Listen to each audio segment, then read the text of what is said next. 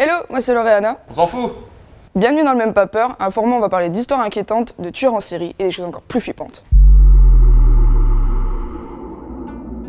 On va parler aujourd'hui de la mort mystérieuse d'Elisa Lam, une jeune Canadienne retrouvée morte à Los Angeles en 2013. Elle avait prévu de faire un voyage en Californie pour se ressourcer et a donc fait un passage à LA. Normal. Seulement, elle n'a pas choisi le meilleur des hôtels. Elle est allée au Cecil Hotel, un endroit qui est pas très bien fréquenté et qui a très mal vieilli. Bref, un hôtel qui craint. Son séjour se passait très bien, elle partageait ses aventures sur son blog, qui est d'ailleurs encore en ligne, jusqu'à qu'elle disparaisse. Jusqu'à ce qu'elle disparaisse. Ok. Franche-Comté, hein. On s'est pas parlé là-bas. Jusqu'à ce qu'elle disparaisse le soir du 31 janvier 2013. Et bah voilà. Nique ta mère!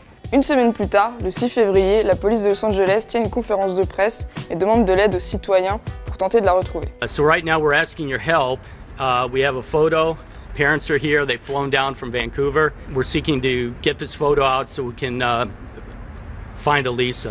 Malgré cette conférence de presse, l'affaire n'a pas fait beaucoup de bruit. Du moins jusqu'au 13 février où la police a sollicité à nouveau les citoyens en diffusant une vidéo que vous connaissez sûrement. Qu'on la regarde en connaissant ou non le contexte, cette vidéo fait froid dans le dos.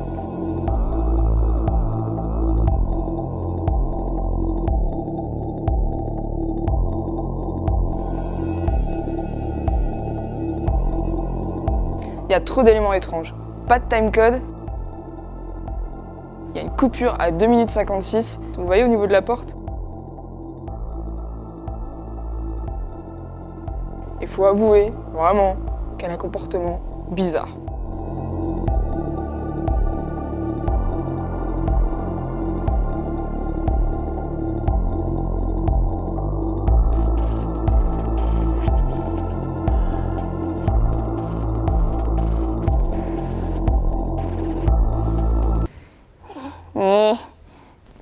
Pardon. Résultat, la vidéo fait un carton sur internet, 3 millions de vues en une semaine.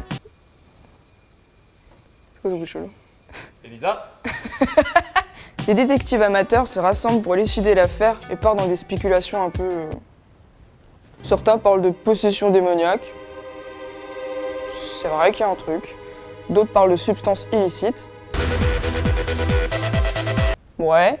Et d'autres pensent qu'elle flirtait avec quelqu'un hors champ. Salut toi. Tu me plais bien, tu sais. Ça te dirait de venir faire un tour dans ma chambre?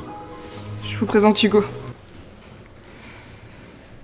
Certains parlent même de la présence d'un troisième pied à 2 minutes 27 qui prouverait qu'elle n'était pas toute seule. Et que le propriétaire du pied mystère l'avait soit tuée, soit la détenait dans les 600 chambres de l'hôtel.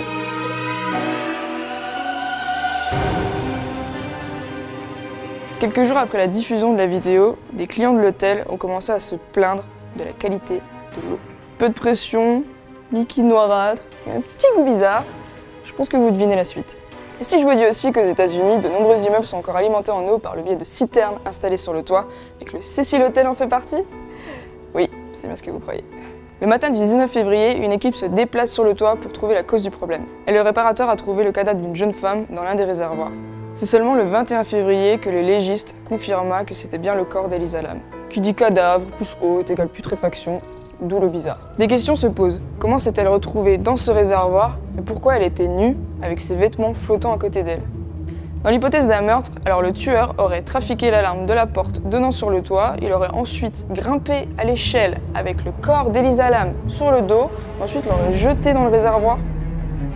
Ouais. Si ce n'était pas un meurtre, alors Elisa aurait fait tout cela toute seule, elle aurait plongé dans la citerne en fermant la porte, tranquillement, vas-y, je me tape une baignade, au calme. Aucune des deux solutions ne paraît sensée. La découverte de son corps aurait pu calmer toutes les spéculations un peu farfelues et au final ça a fait complètement l'effet contraire. Et l'hôtel y est aussi pour quelque chose. Le Cecil Hotel a été construit en 1927 et a un passé vraiment douteux. Entre suicide, meurtre, disparition, refuge de tueurs en série. Est-ce que le nom de Richard Ramirez vous dit quelque chose? C'est un grand tueur en série américain qui a terrorisé Los Angeles dans les années 80 en tuant une dizaine de personnes. Il avait pour l'habitude de se réfugier au Cecil Hotel après avoir commis un meurtre. Un autre point étrange sur cette affaire, si vous êtes fan de films d'horreur, vous connaissez sûrement le film Darkwater, dont la version américaine est sortie en 2005. Ce film a d'étranges similitudes avec l'histoire d'Elisa Lam. L'histoire parle d'une maman qui emménage dans un vieil immeuble avec sa fille, Cecilia, et qui découvre que le bâtiment est hanté. Le fantôme se manifeste dans un ascenseur défectueux et à travers l'eau sombre des robinets. La mère finit par monter sur le toit pour jeter un œil au réservoir d'eau et découvre le corps d'une jeune femme portée disparue. Ça fait un peu froid dans le dos, non? Le film est sorti en 2005, l'histoire d'Elisa Lam s'est passée en 2013. Autre fait bizarre, pendant la disparition d'Elisa Lam, un laboratoire avait envoyé une équipe pour arrêter une épidémie de tuberculose dans le quartier. Devinez le nom du test pour identifier les victimes? Lam-Elisa. What the fuck? Parlons peu, parlons bien, j'ai récupéré le rapport d'autopsie d'Elisa Lam. Ouais, j'ai des contacts. Selon le rapport, Elisa est donc morte de noyade et je cite, l'autopsie complète n'a décelé aucun trauma, l'examen toxicologique n'a pas révélé la présence de drogue ni d'alcool dans son organisme, donc le passage à 2 minutes 02. On oublie l'hypothèse des substances illicites. La défunte a des antécédents de troubles bipolaires qui nécessitaient un traitement. L'enquête policière n'a pas permis de conclure à un acte d'origine criminelle. L'examen approfondi des circonstances du drame et les consultations avec les experts n'appuient pas la thèse du suicide. La thèse de l'accident est donc confirmée. En bref, la police conclut qu'elle a souffert d'un épisode psychotique, d'où son comportement dans la vidéo. Pour Hugo, par contre, je sais pas. En bref, elle se serait tapé une crise, elle aurait grimpé sur le toit, elle aurait glissé dans la citerne et se serait noyée. Bien que ce soit la meilleure explication, on reste assez sceptique. Et encore aujourd'hui, l'affaire d'Elisa Lam est considérée comme un mystère non élucidé, alors que la police a classé l'affaire au bout de 6 mois. Et vous, c'est quoi votre théorie? Balancez-la en commentaire et je vous dis à une prochaine fois. Même pas peur.